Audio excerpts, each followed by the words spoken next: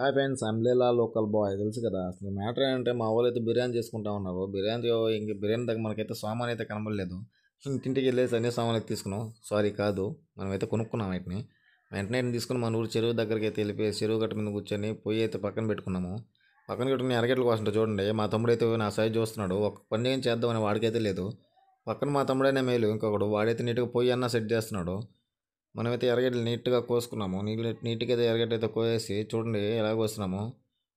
ఇంకున్నారు మా వాళ్ళు అయితే చూడండి, మా తమ్ముడు ఎప్పుడెప్పుడు స్టార్ట్ చేస్తామా అని చెప్పి పొయ్యి దగ్గరే కూర్చొని ఉన్నాడు. వెంటనే టమాటాలు కూడా కోసుకోవాలి. టమాటాలు కోసుకున్న తర్వాత వెంటనే పచ్చిమిరకాయలు అయితే కోసుకోండి.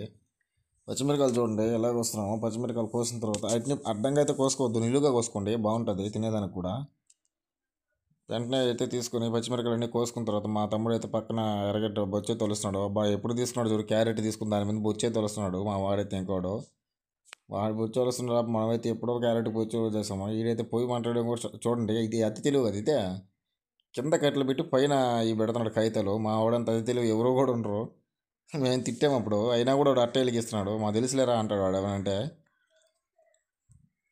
వెంటనే మన సామాన్ అయితే మొత్తం తరిగేసుకొని పక్కన అయితే పెట్టుకున్నాము. పక్కన పెట్టుకుని ఉల్లగడ్డను చూడండి, నాలో ఉండే టాలెంట్ నాకు ఇప్పుడే తెలిసింది. ఇలా ఉల్లగడ్డ తరగడం అనేది అదైతే స్పెషల్ టాలెంటే. నేనైతే నా ఫస్ట్ టైం అనిపించింది స్పెషల్ టాలెంట్ అని. మా అన్న అంటున్నాడు, అబ్బా ఇది ఒకటి ఉందిరా నీలో అనేసి. వెంటనే పొయ్యి పెట్టుకొని ఆ పొయ్యిలో అయితే నీట్గా ఒక దబ్బర్ లాంటిది పెట్టుకొని నీళ్ళు పోసుకుని ఉల్లగడ్డలు అయితే ఫస్ట్ ఉడకపెట్టుకోవాలి.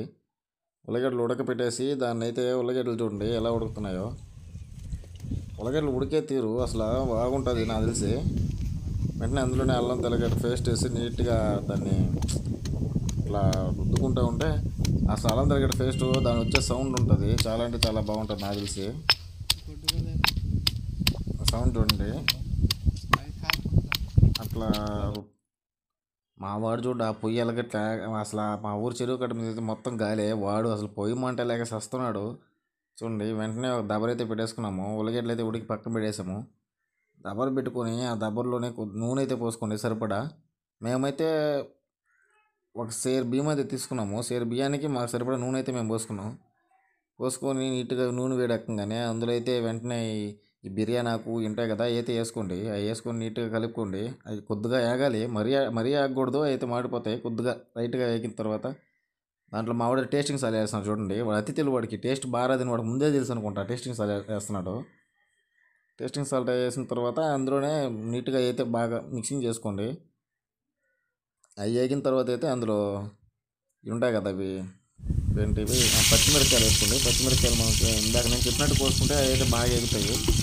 చిన్నగా అయితే కొద్దిగా మాడిపోతాయి, అప్పుడు బాగుండదు టేస్ట్ కూడా.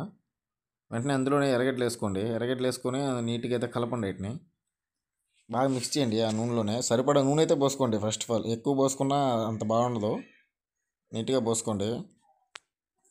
దాని అయితే బాగా మిక్స్ చేసేయండి. బాగా మిక్స్ చేసి అయితే బాగా వేగాలి. ఎర్రగడ్డలు అది బ్రౌనీస్ కలర్లోకి రావాలి. ఎర్రగడ్డలు అయితే చూడండి ఎలా అవుతున్నాయో. ఆ కలర్లోకి వస్తే తినేదానికైతే బాగుంటుంది టేస్ట్. వెంటనే నీట్గా అయితే కలుపుకోండి.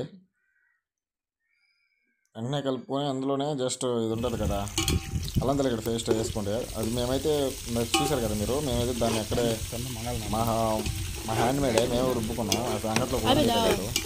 అది పచ్చివాసన పోయేదాకా నీట్గా అయితే దాన్ని అయితే వేపుకోవాలి. మా వాడు చూడు ఇంకా వేస్తున్నాడు, అతి తెలివి మా వాడికి. అసలు అది ఎక్కువ అయిపోద్దురన్నా కూడా వినట్లేదు, ఇంకా వేస్తున్నాడు. మా అన్నాడు చూడండి, అది నాకైతే కొద్దిగా ఎక్కువ అయిపోద్ది అనుకున్నా. వెంటనే మనం తరుగు పెట్టుకున్న అవి నీట్గా వేగిన తర్వాత మనం తరుగు పెట్టిన క్యారెట్ అయితే వేసేయాలి. క్యారెట్ పెట్టుకోబోలేదు, ఎందుకంటే అది నూనెలో వేగిపోతుంది కాబట్టి. నూనెలోనే ఉడికిపోతుంది నాకు తెలిసి, క్యారెట్ ఉడికింది కూడా. వెంటనే మనం వేసుకున్న మిల్ మేకర్ ఉంటాయి కదా, మిల్ మేకర్ ఎప్పుడైనా తినున్నారా? ఇక మామూలుగా కొంతమంది వేస్తుంటారు మిల్ మేకర్ బిర్యానీ అంటారు. మిల్ మేకర్ వెజిటేబుల్ బిర్యానీ మేము చేసింది అయితే.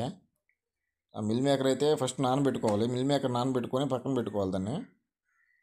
మన వీడియోలో మిల్ మేకర్ నానబెట్టేది చూపించలేదు, అది పక్కన నానబెట్టుకున్నాము. నానబెట్టుకొని నీట్గా అయితే అందులో వేసేయాలి మిల్ మేకర్ని.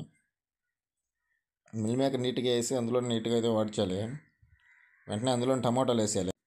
టమాటాలు వేసిన తర్వాత దాని అయితే నీట్గా మిక్స్ చేసుకోవాలి. టమాటాలు అంటే అది బాగా మగ్గిపోవాలి. టమోటా ఎర్రగడ్డ నీట్గా నూనెలో బాయిల్ అయిన తర్వాత అందులో కొద్దిగా సాల్ట్ వేసుకొని, తగినంత సాల్ట్ వేసుకోండి, కొద్దిగా కాదు, మీకు ఎంత సరిపడా అంత వేసుకోండి. అంత సాల్ట్ అయితే వేసుకొని నీట్గా కలిపెట్టుకొని దాని మీద అయితే వెంటనే ఒక మూత అయితే పెట్టి మూత పెట్టేసి కాసేపు పక్కన అయితే పెట్టండి. అంటే ఎందుకంటే అలా బాగా బాయిల్డ్ అవుతాయి, దాని ఆవిరి బయటికి పోకుండా అయితే బాగా బాయిల్ అయితే అయిపోయి చూడండి ఎలా అయితే ఉడికాయో. వెంటనే మూత తీయగానే అసలు బాగానే ఉడికాయి, బాగా అయితే ఉడికిపోయింది అందులో.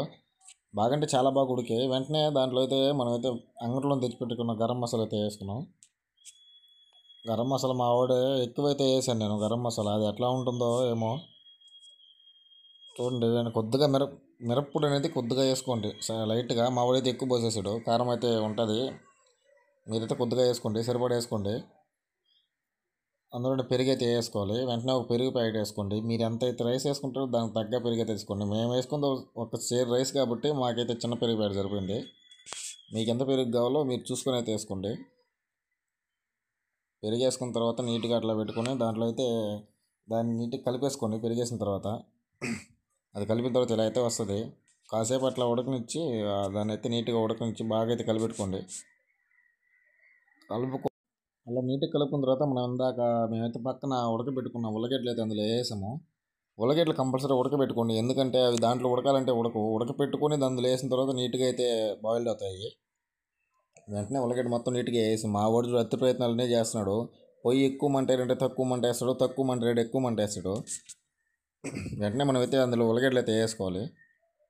నీట్గా మనం వేసుకున్న మసాలా మొత్తం ఉల్లగడ్డకి పట్టేదాకా నీట్గా అయితే కలిపేసుకోవాలి. మనం కలుపుకున్న వెంటనే మనం నానబెట్టుకున్న బియ్యం అయితే అందులో వేసుకోవాలి. మేమైతే మసాలా తీసుకున్నాము, మీరు బాస్మతి తీసుకోవచ్చు, ఇంకా బాగా వస్తుంది. మేమైతే మసాలా తీసుకుని నానబెట్టుకున్న బియ్యం అయితే అందులో వేసాము. మొత్తం బియ్యం అయితే వేసాము. మొత్తం బియ్యం వేయగానే మాకైతే కొలత అయితే తెలియదు ఎన్ని గ్లాసులు నీళ్ళు పోయాలో, అందుకే ఆ దబర్లో నీళ్ళని పోయేసాము.